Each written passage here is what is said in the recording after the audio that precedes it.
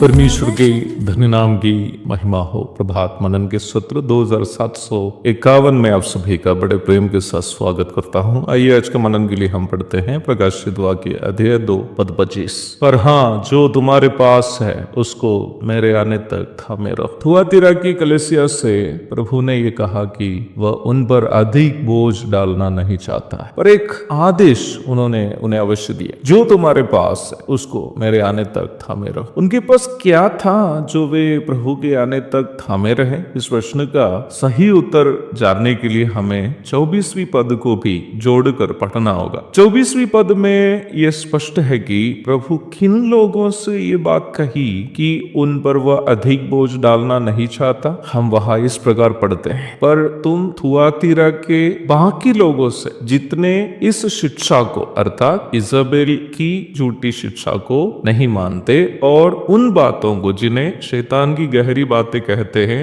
नहीं जानते, ये कहता हूं कि मैं तुम पर अधिक बोझ न डालूंगा और बोझ न डालूंगा। अर्थात प्रभु थुआतीरा के उन विश्वासियों को जो झूठी शिक्षाओं को नहीं मानते और उससे दूर रहे, कह रहा है कि जो तुम्हारे पास है उसको मेरे आने तक थामे रहे। तो वो क्या है जो उनके पास था जिसे थामे रहने के लिए प्रभु उनसे कहा? वो अच्छा विश्वास जो वचन के सही उपदेश पर आधारित है। The true faith which was based on the true doctrine of the word of God. प्रभु उनसे कह रहा है कि तुम्हारा उस अच्छा विश्वास को जो वचन के सही उपदेश पर आधारित है थामे रहो। विश्वास सही या गलत होने की परख उपदेश के आधार पर ही किया जा सकता है। वचन का मूल उपदेश प्रभु यीशु मसीह है। उपदेश के विभिन्न पहलुओं को पहचानने के लिए हमें ये जानना है कि जो हम विश्वास करते हैं और मानते हैं वो बातें क्या यीशु मसीह ने अपने पवित्र प्रेरितों को सिखाई गई बातें हैं, और क्या उन बातों को प्रेरितों ने पहली शताब्दी की कलीसिया को सिखाई है, और क्या उन बातों को पहली शताब्दी की कलीसिया पालन किया। इन तीनों मापदंड जिन बातों पर एक साथ लागू होते हैं वे सभी उपदेश के विभिन्न पहलू हैं। उसे हमें मानना चाहिए और पालन करना चाहिए। उपदेश हमें यीशु मसीह के स्वभाव में तब्दील करता,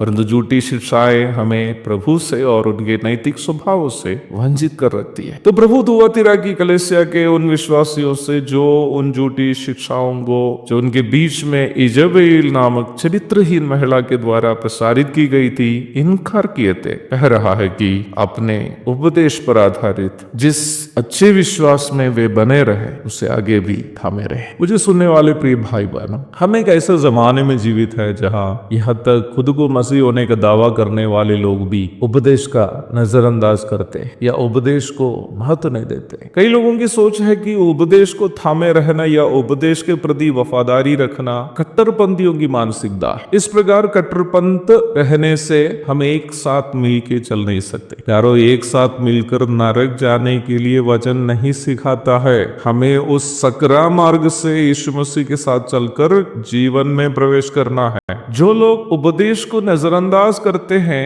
वो संभवतः उपदेश क्या है नहीं जानने के कारण ऐसे करते होंगे, नहीं तो अपने बुरे कामों से अलग वे नहीं होना चाहने के कारण वो उपदेश को महत्व नहीं देते। क्योंकि वचन का सही उपदेश की जानकारी और उसका पालन हमें सांसारिकता से और व्यक्तिगत पापों से दूर होकर प्रभु के पवित्र स्वभाव में अपने आप को तब्दील करने के लिए मदद करते हैं। उपदेश को नजरअंदाज करने का अर्थ वचन सिखाने वाला सही मसीह विश्वास से खुद को वंचित रखना है। अर्थात सही उपदेश का जो जानबूझकर इनकार करता है वह मसीही विश्वासी है ही नहीं। एक और शुभ दिन की धन्य कामनाओं के साथ आज के प्रभात मनन को मैं पूर्ण विराम देता हूँ। प्रभु आप सबको आशीष दे। आमीन।